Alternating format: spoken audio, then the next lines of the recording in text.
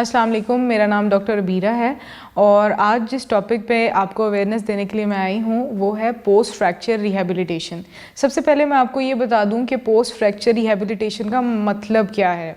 Fracture مطلب کوئی بھی ہڈی آپ کی جسم کی جب ٹوٹتی ہے تو اس کو ہم فریکچر کہتے ہیں۔ اس فریکچر کے بعد کبھی کبھار آپریشن ہوتا ہے، کبھی کبھار آپ کو صرف پلسٹر کیا جاتا ہے اور کبھی کبھی آپریشن کے ساتھ آپ کو پلسٹر کر کے گھر بھیج دیا جاتا ہے۔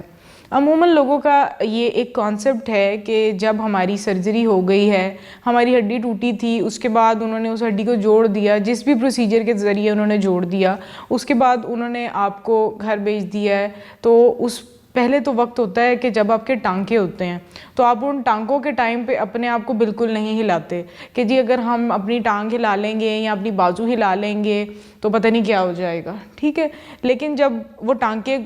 ٹھیک ہو جاتے ہیں 10-15 دن 20 دن کے بعد، جب ٹانکے کھل جاتے ہیں، اس کے بعد آپ کہتے ہیں جی کہ مجھ سے چلا نہیں جا رہا، مجھ سے کھڑا نہیں ہوا جا رہا، میرا ہاتھ تو پہلے ٹھیک چلتا تھا، وہ ٹھیک ہے، پہلے ٹھیک تھا لیکن اب یہ سرجری کے بعد تو ٹھیک نہیں رہا۔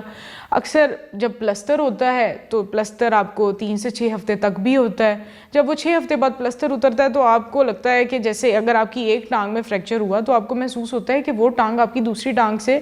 بلک میں بھی کم ہے، مطلب اس کا سائز بھی کافی کم ہو گیا ہوتا ہے، اس کی ڈیفارمیٹی اس میں آنا شروع ہو گئی ہوتی ہے، ایٹروفی آنا شروع ہو گئی ہوتی ہے۔ اس کی وجہ یہ ہوتی ہے کہ آپ نے اس دورانیے میں اپنے جتنے بھی ارد گرد کے بھی جو پٹھے ہیں ان کو بھی ویک کر لیا ہے۔ اس کی مثال میں آپ کو ایسے دوں گی کہ اگر آپ کی پیر کی ہڈی میں کوئی فریکچر آیا ہے اور آپ نے اپنی پوری ٹانگ کو ہی سن کر رکھ لیا ہے اور 6 مہینے بعد جب آپ اٹھتے ہیں تو آپ کہتے ہیں کہ میری تو پورے پاؤں پہ وزن ہی نہیں پڑ رہا،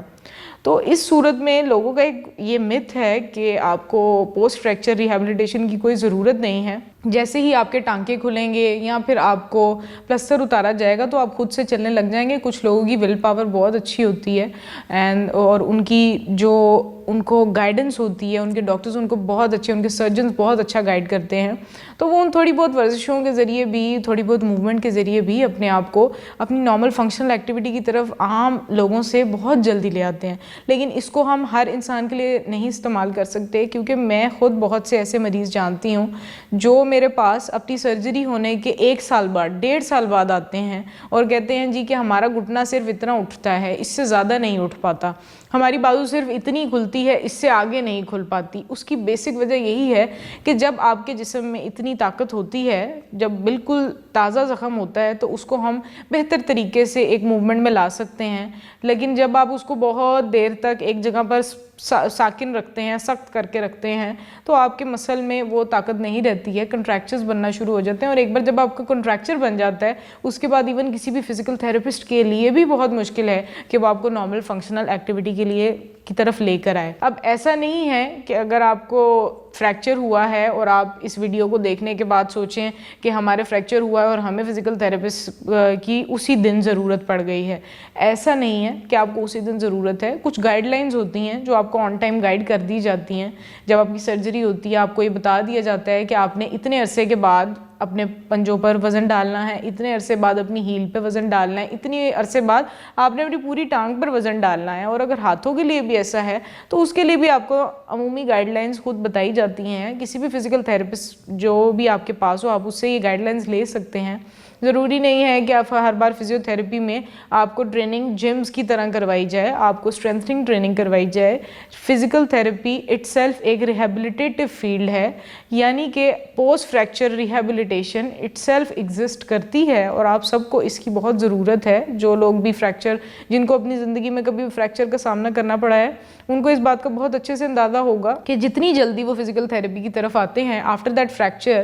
جب ان کا زخم ہیل ہو جاتا ہے، جب ان کی ہڈی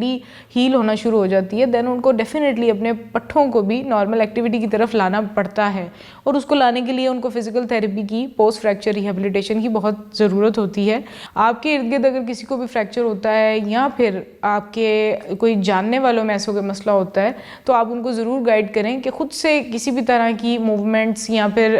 خود سے اٹھنے کی کوشش کرنے سے بجائے ایک بار آپ فزیکل تھیراپسٹ سے ضرور کنسلٹ کریں، اور پوسٹ فریکچر ریہیبلیٹیشن کو بھی کنسیڈر کریں، بیکاز یہ اٹ سیلف ایک بہت ہی